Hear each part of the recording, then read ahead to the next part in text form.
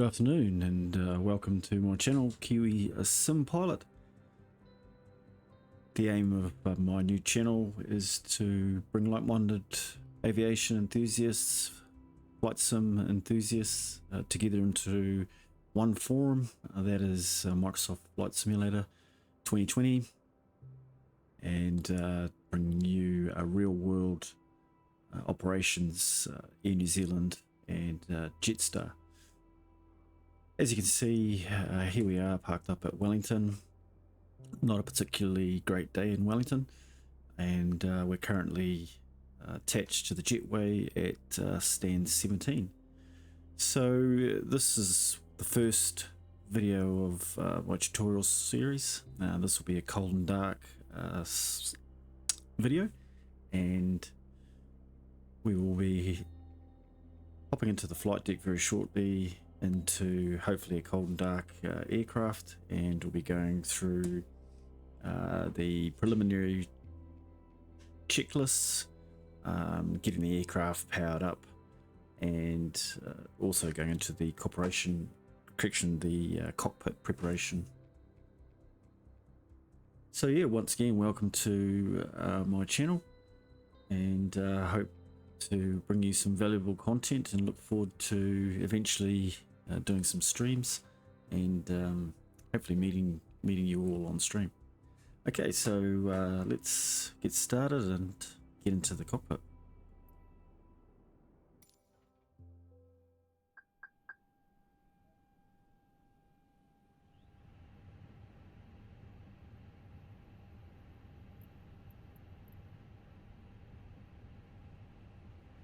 Okay, so as you can see, here we are inside the flight deck of the Fenix Simulations A320. This is the Block 2 correction version to a Block 1 update, and we are eagerly awaiting for the new version, which will be the Block 2 upgrade, hopefully coming out by the end of the month. Okay, so we'll get the flight deck door open. Bit of a gloomy day here in Wellington. The flight we're actually going to be conducting this tutorial series is flight 353, New Zealand 353 from Wellington to Christchurch. We're looking at approximately 35 minutes of airtime and total block time of 1 hour and 3 minutes. So like I say, we'll go through all the preliminary checklists. As you can see, currently the aircraft is not in a cold and dark state, so we'll have to quickly change that. My apologies. So we can come into the EFB here and go into panel states, quickly change that to cold and dark. Activate. Unfortunately, I've had that set turnaround state set as default, so that's why that didn't allow us to enter a cold and dark cockpit. So here we are now in a cold and dark state. So one of the first things the flight crew will undertake when they enter the flight deck is the preliminary cockpit checks. Firstly, disclaimer, I'm not a real-world airline pilot. I'm just a flight sim enthusiast, been flying all sorts of iterations of Microsoft Flight Sim over the years. And so once again, any content is not for real-world use, just a disclaimer there. And yeah, it's purely for flight simulation only. Okay, so moving right along.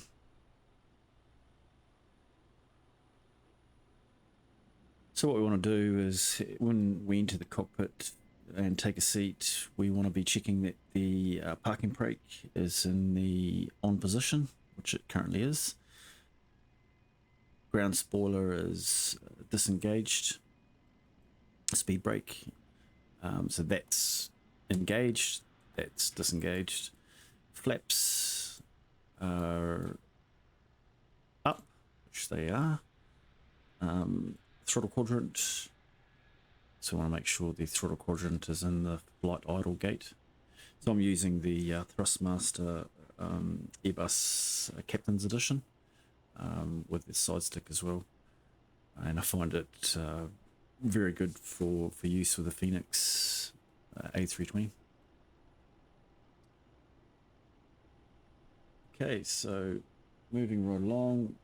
Now we've checked the parking brake, checked the flaps, checked the spoilers. So weather radar, we want to make sure the weather radar is actually off, which it is. Predictive wind shear is off. Oh, sorry, just turn that. Predictive wind shear is off. Engine master 1 and 2 are off. And engine mode selector is in the normal position. If I just pan around just there, you can see it's in the normal mode. Okay, I'll just reset my view. Moving right along. Thrust levers we've mentioned are in idle position.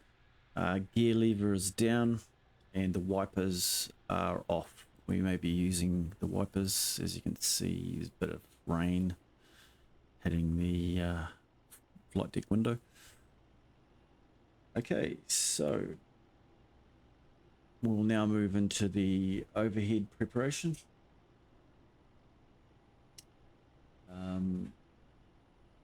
So basically with the Airbuses, the overhead preparation, all the white lights to be extinguished. Actually, what we need to do first though, just jumped ahead of myself there, but we want to get power to the aircraft. So firstly a voltage check, 27.3 battery 1, that's fine. 27.6 on battery 2, that's also fine. As you can see, the external power is saying available, so that means we've got ground power at the gate where we currently are. Another way to check that is to come into our tablet down here, and you can see the GPU is connected, and we're also connected to the gateway. As you can see, chocks and cones are set, and the forward cabin door is open. Right. So what we can do is we can turn on battery 1, turn on battery 2. Also too, with the battery voltage indication, you don't want that to be any lower than 25. If it gets to 25, you need to do a charging cycle for about 20 minutes, connecting the aircraft to the ground power unit and turning your ground power on, and this will bring the voltage levels back up. We can hit the external power, and as you can hear, hopefully, the aircraft comes to life with all the fans coming on. And you can see down here, all the MCDUs, PFDs, NDs come into a self-test mode.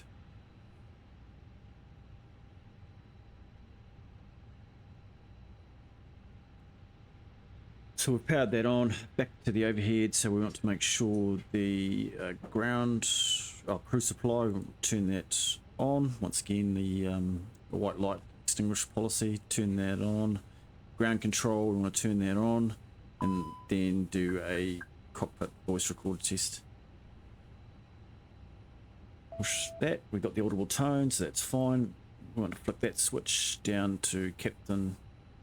So effectively, for those of you who may not be familiar, a lot of the real world SOPs, they sort of, once you come off the pedestal, they make their way up the overhead, usually come up this side, then come back down, and then go back up the other side and back down again.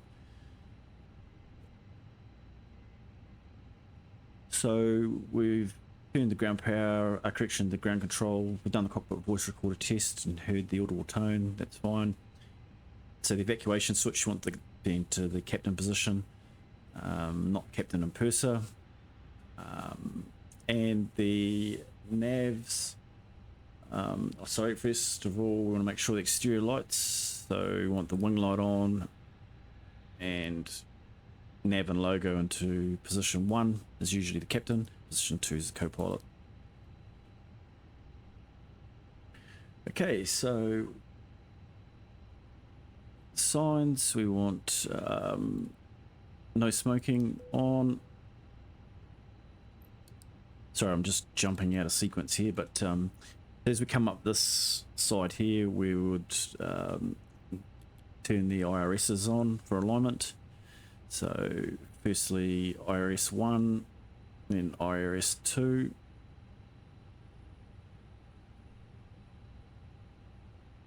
And then IRS 3.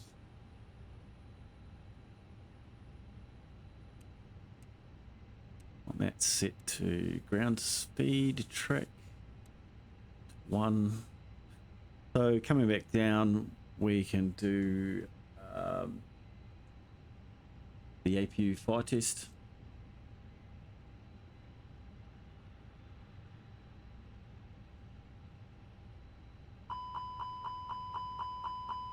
So pushing that button, we can see squib and discharge. We can also see on the EFIS panel, if I can just zoom in, we've got the master warning caution light flashing, and you can see the APU fire up on the upper ECAM. So we can release that button, and that's the APU. So if we were doing a proper flight, obviously this is the first start of the day, so we wouldn't turn the APU on until about 15 minutes from departure. So then after doing the APU test, we would probably turn that on if we weren't, you know, just doing a proper flight as such. But for this, for all intents and purposes, we'll just carry on from here.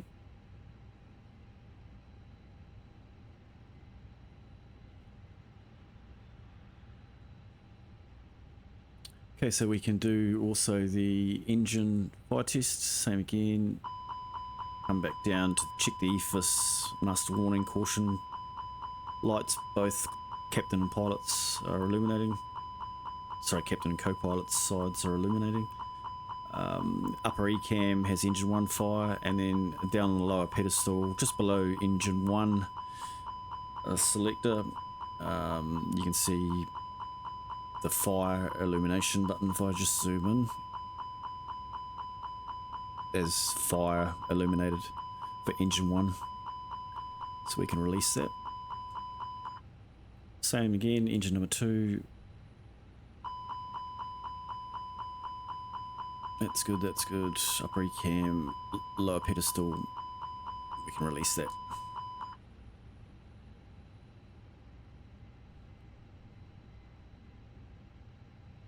Okay, so coming back down, we leave our fuel pumps in the off position until we're ready to push and start, where we would extinguish them all.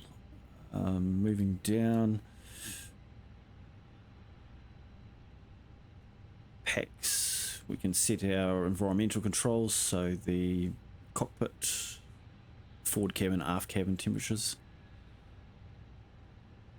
And make our pack flow select the switch, we can leave it in the normal position. If you had quite a lot of passengers on board, not quite sure of the exact number, but I think it's under 130 passengers, you can select that to low, and anything over you have it normal, so we just leave it in normal position.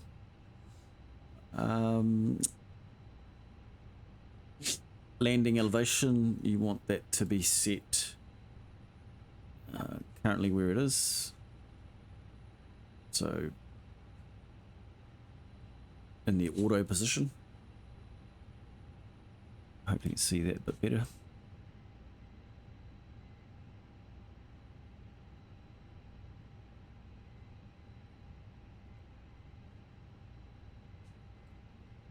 You can flick that switch there, the annunciator lights switch into test mode, and it'll illuminate all our lights.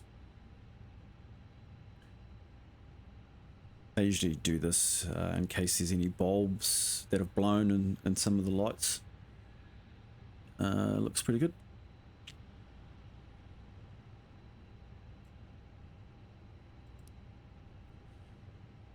We can put some overhead integral lighting on. Thing is, it's a bit dark in the cabin. We can also probably put the interior light on, give us a little bit more light.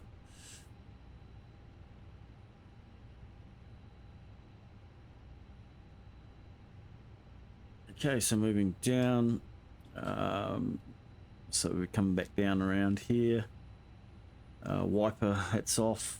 Come back up, everything's looking okay there. Cabin smoke test. Some operators test this, so we'll give it a go. Same again. Upper E-cam, that's all. So it's just testing the cargo hold detection, fire detection system, cargo heat. There you go. I don't know why that's coming back on, but we'll just carry on. So this is your temperature for the cargo heat. If you've got any animals or anything like that, you might want to cool them down. So everything else in the switching panel up there, everything looks good. Don't need to do anything really there. Come down. Oh, just reset my.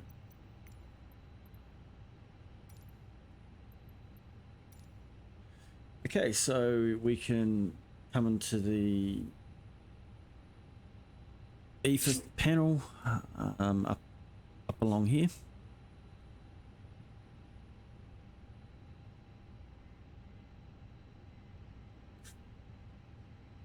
So what we'll do is we'll just import our flight for the day. So we've loaded the flight in SimBrief,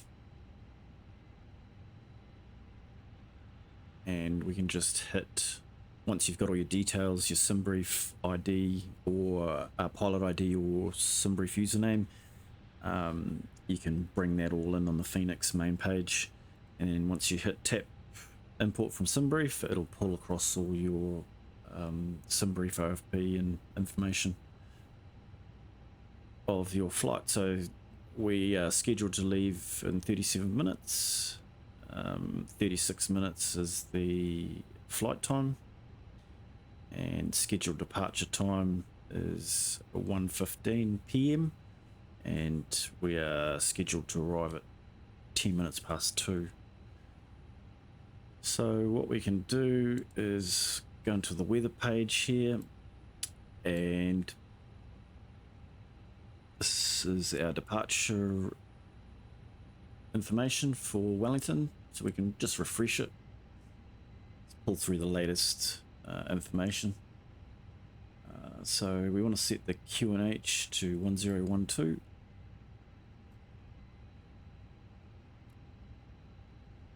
Okay, so what's happened there is it's not linked on the Copilot side. So for those of you who don't know, you can come down here into the panel settings.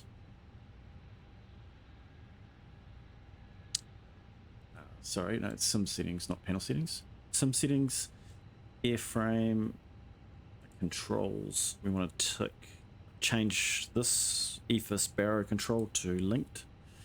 While we're here, we'll just check some of these other. So we want nav and go around,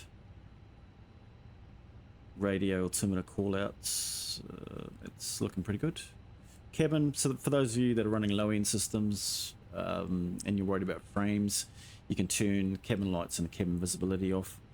It can be a bit intensive on your system running it in the background. So if you want to save frames, you can turn that off.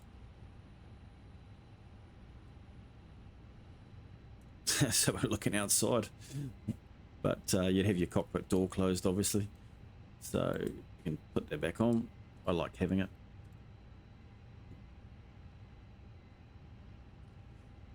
Right, units. So because we're flying in Oceania, around New Zealand and Australia, I like to have everything in metric. So we'll save those settings. Back to my flight. Pull through the operational flight plan, because we will need to reference that. This is just another settings, which I accidentally hit that one. So just change your brightness there. SimBrief username. Oh, should have blurred that out so you didn't see that. It had my pilot ID number in there. But anyway. Okay, so here's our operational flight plan for the day. So we're running a cost index of 20, flight number Wellington, departure Christchurch, the aircraft registration ZKOAB. Unfortunately, I couldn't get it to match the aircraft that I'm currently running. But yeah, if you go into flightsim.to and search Fenix A320, you can pull or download a lot of the A320 Air New Zealand liveries, Jetstar liveries, and so you can match the flight registration with the proper aircraft. Okay, so we're estimated takeoff weight of 62.9 tonne, zero fuel weight 58.10. We're going to be flying at flight level 0300, so that is 30,000 feet. Ground distance 172 track miles, average wind, all that sort of information's all there. We want to check our fuel, so our block fuel's 5.27. I've got GSX, but for this I really won't bother pulling that through. We'll just do everything using the Fenix's EFB. But most of the flights that in fact all of the flights I generally fly, I'll use GSX, as I find that quite good. Okay, so we want to check the weather. So Cygnets, nothing that stands out there.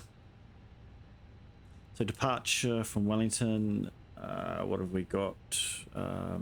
Wind is 180, 21 knots. Visibility is, I was actually surprised that that's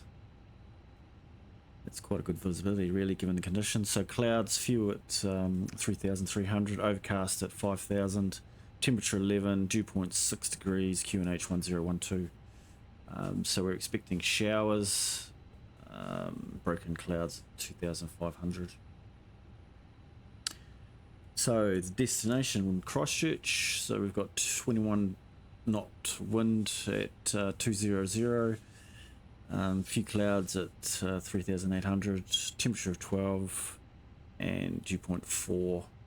So they're expecting from 3 o'clock onwards 15 knots, gusting to 25 knots.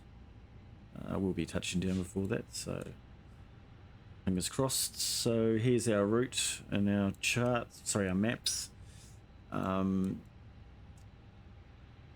And we've got a bit of a headwind flying in.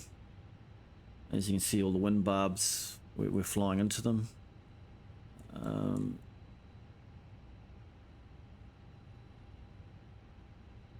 So it'll be quite a quick climb to our top of climb. And then,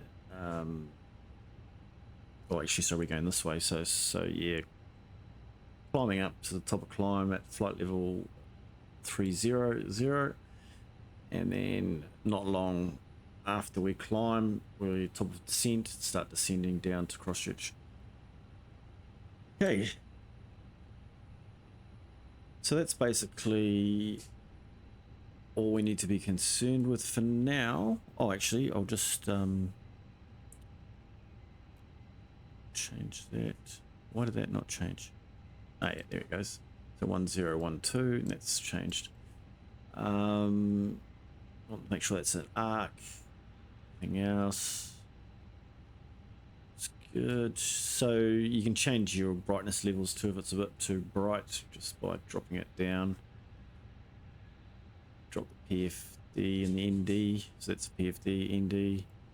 Down, upper ECAM, lower ECAM. So we can, these brightness levels, these two knobs just here. And same with the co-pilot side. Drop that down. Drop that down. And then the brightness on these, well, dim. Okay.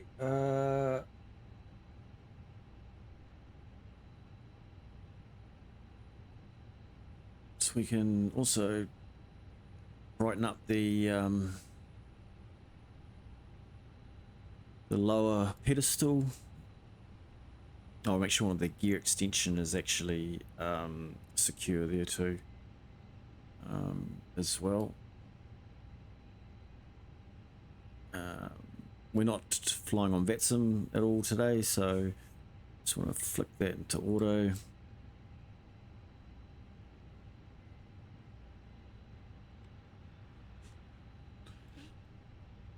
Actually put the cabin on, PA on. We can set the guard frequency here while we're here. VHF2, so we just change that to 121,500. That's the emergency frequency, if you like. Flip that across to there. We've got our primary VH1. Then if we need to use the guard, we can just flick it to that. And we can monitor the guard frequency as well. Don't actually think that works, but I'll just leave it there.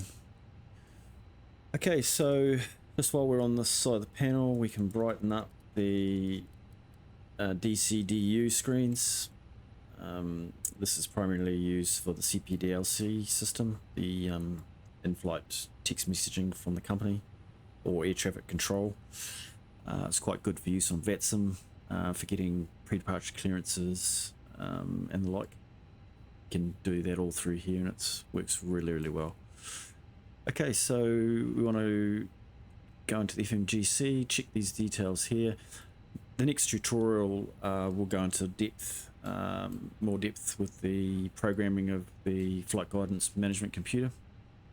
Sorry, flight management guidance computer, FMGC. Can clear that out. So first of all, we're checking the engine type. So CFM 56.5-B4, that's the current engine option we have with the Fenix. Hopefully September with the version 2, the block 2 upgrade. That'll change to the IAE engine option, which is effectively what Air New Zealand uses currently. The LEAP engine with the Neo, obviously, and also the Sharklets. However, I do believe the Sharklets aren't coming till next year. So also we want to be checking the nav databases up to date. For those of you who use Navigraph, you'll know what I'm talking about.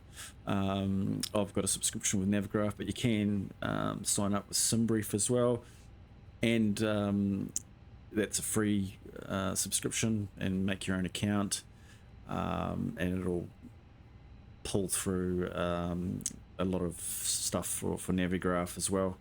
And I'll go into another tutorial with those sorts of utilities for those people that have no idea what I'm talking about, and that'll be helpful to get you to this stage and pull through the information you need to carry on.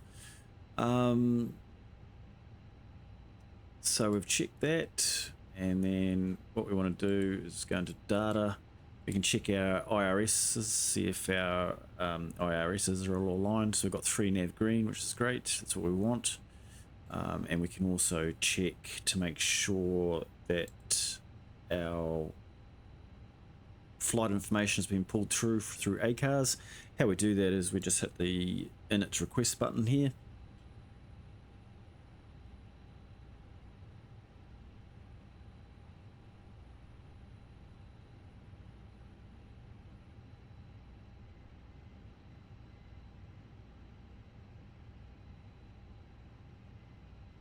Sorry, I mentioned too the transponder should be at standby as well. Standby, yep. And generally when we're flying offline, you have a transponder code of 2000. Or if you're flying on VATSIM but with no air traffic control as well, you can have 2000. Flying on Unicom. So we want to put in our flight number, so we'll go ANZ353, I think it is. Yes, 353, and then put that in there. So as I said before, the IRS initialization, we can check that, so it's all initialized and aligned. So then it gives us our GPS position, which we can cross-check. So what we're looking at is these numbers here, 19.8 and 48.6, so south and east. And how we can do that, sometimes the gates have the position or the gate coordinates, so you can just look up and cross-check off that. However, for those of you that have the Navigraph charts installed and activated, you can do what I'm doing now. Import your charts, or your flight through, and you'll have access to all the charts that you need. So we want to check Wellington. Like I say, I'll do another tutorial series which will talk about Navigraph and how to import the charts into the Fenix EFB, so that you have access to them as I have. Or another way is you can use off screen if you've got a second monitor to have that information at hand. So we want to look at ground charts. We want to pull, I normally pin the aircraft info at the airport. So that is just for those of you who may want to know what that is.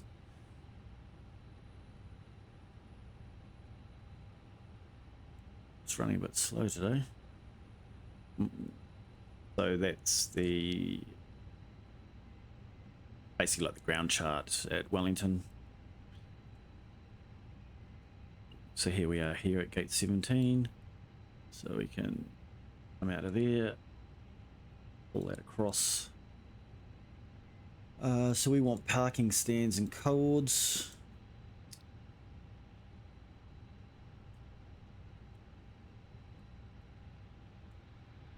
Okay, so we're looking for stand 17. So if we come up here, so as we can see, it is 19.8 east.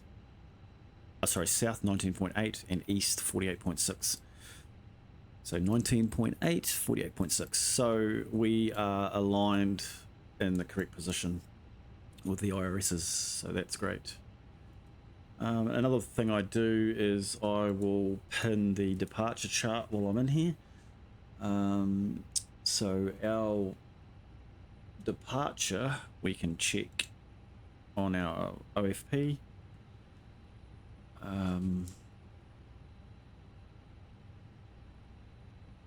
So here's our routing here. So our departure is Wellington runway 16, and our standard instrument departure is the Agro 1 Quebec departure.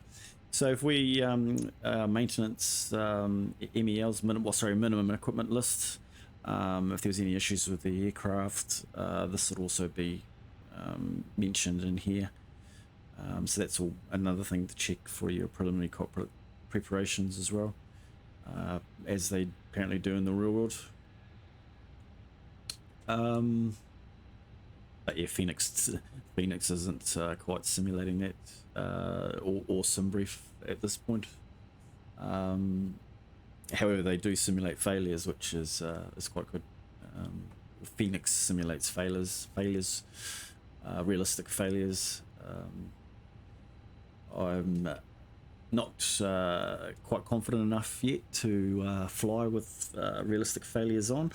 However, at some stage I'll eventually activate that function, just to throw some extra twists in the mix. Right, so we've done that. We can get out of there. So at this stage, we've done most of our cockpit preparation or preliminary cockpit preparation. And we are now starting to move into the cockpit preparation, or FMS preparation. So what I'll do is I'll get this page, which is the init A page. So as you might have mentioned, or as you might have seen, I started using the data first, and then I went into the init. So Airbus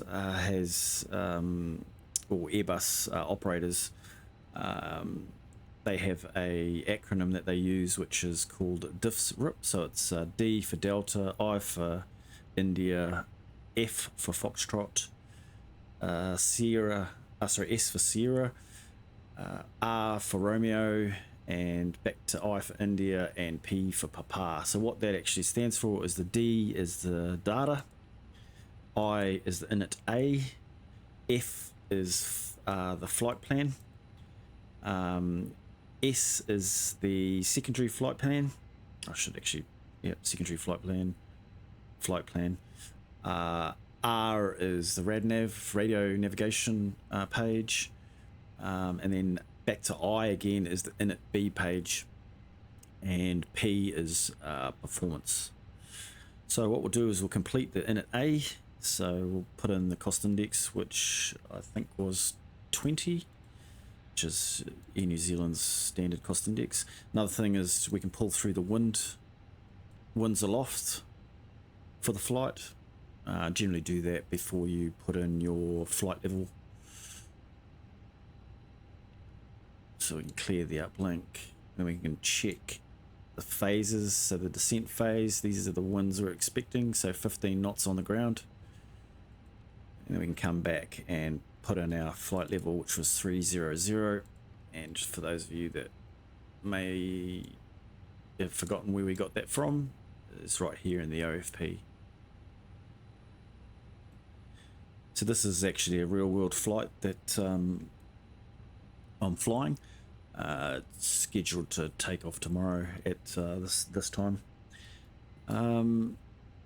So another thing too is while we're on this page, we want to make sure the ground temperature matches, so we can put 11 degrees into here. This is our tropopause. Some OFPs have the tropopause as well. But the Lido flight plan that I'm using, normally the tropopause would be in here. So like if you fly for EasyJet, I know they've got the tropopause written somewhere in here, but as you can see, the tropopause isn't mentioned on the Lido OFP format. Right, so that's pretty much the FMS preparation to this point. So the next step, I think I might stop it there anyway and come back for the next part of the video, which is we'll go through the FMS preparation and programming all the information into the FMS. So yeah, hopefully that's been of value to you, and you've been able to follow along. It's probably not going to be 100% accurate as to some real world operators out there. Some of you may be pilots and the like, and you just feel free to leave me a comment and say, hey, look, you didn't get this quite right, or you know, there's something else you need to do. As I say, I'm not a real world airline pilot, just a flight sim enthusiast, and really enjoy flying this aircraft. If you do some research on Google and about the, read reviews, like FS Elite is a classic one, reviews of the Fenix A320, and they just rave about how good the simulation is. Some real world pilots who have YouTube channels as well. There's a handful out there, and they all review, do reviews, and they really rate this aircraft as well. But like anything, it can only get better, and hopefully the Block 2 upgrade that we can expect at the end of the month gives us a better iteration of what we got. But hey, look, for now, you know, it's a great simulation, and I can't speak highly of it, really. So yeah, once again, thanks for watching this video, and like I say, it's the first in the tutorial series, which is basically aimed at beginners in the Airbus type. You know, this A320 CFM model, the Fenix simulations that I've mentioned, and yeah, we hope to fly real world operations for Air New Zealand and Jetstar flying around Oceania, both New Zealand and Australia. So I look forward to bringing you some of that future content. Once again, thanks for joining us, and we'll look forward to seeing you all on the next one. Take care.